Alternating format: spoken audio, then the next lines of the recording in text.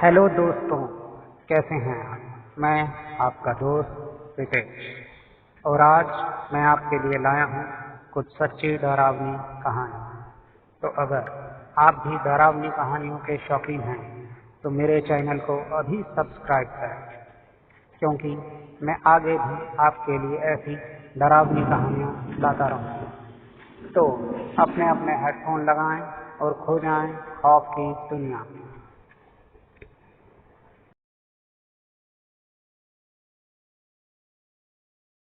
मेरा नाम काजल है।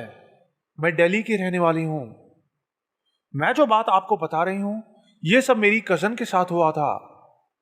मेरी कजन की पिछले कई सालों से तबीयत खराब चल रही थी। हमने उसे बहुत से डॉक्टरों को भी दिखाया, लेकिन कोई बीमारी नहीं निकलती। तो एक बार पिछले साल दिसंबर में वो हमारे घर आई हुई थी। हम लोगों की आदत थी कि हम रात में खाना खाने के बाद कुछ मीठा खाते हैं। तो ऐसे ही एक रात खाना खाने के बाद मेरा भाई बाहर दुकान से मिठाई ले आया। हम सब ने मिठाई खाई और फिर हम सो गए। मैं और मेरी कजन एक ही रूम में सो रहे थे, लेकिन सोते सोते कुछ ही देर बाद वो अचानक उठ के बैठ गई और रोने लगी।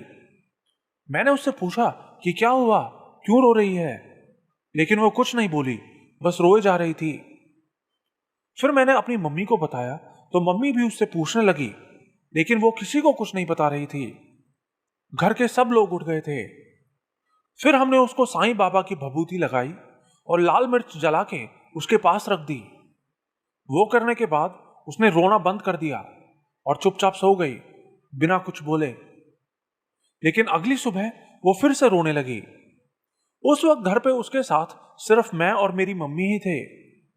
हम लोग तब चाय पी रहे थे। चाय पीते पीते वो बहुत जोर से बोली, मम्मी मुझे बचा लो, वो मुझे ले जाएगी। बस बार बार यही बोले जा रही थी। फिर जब वो थोड़ा शांत हुई तो हम उसे एक मंदिर में ले गए और झाड़ा लगवाया। उसके बाद कुछ दिनों तक तो सब कुछ ठीक रहा, लेकिन फिर एक रात अचानक उसको बहुत ज्यादा पीरियड्स होने लगे। उसको लगा ये नॉर्मल है और अपने आप ठीक हो जाएंगे, लेकिन ऐसा नहीं हुआ। वो उसको 3 महीनों तक चलते रहे। धीरे धीरे कमजोरी से वो बेड पे आ गई। अब वो रात में सोने से भी डरने लगी थी। सोते हुए उसे ऐसा लगता जैसे कोई उसे छू रहा है, उसके बालों पे हाथ फेर रहा है। कई दिनों तक ऐसा ही चलता रहा, लेकिन बहुत जगह दिखाने के बाद भी उसको कोई आराम नहीं पड़ रहा था। अब उसकी हालत ऐसी हो गई थी कि उसने खाना भी छोड़ दिया था।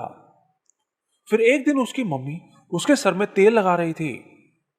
तभी उन्होंने देखा कि उसके सर के बीच के कुछ बाल कटे हुए थे। उन्होंने उससे पूछा कि बाल कैसे कटे, तो उसे कुछ भी नहीं पता था। फिर जब यह बात सबको पता चली तो लोगों ने उनको एक बाबा के बारे में बताया।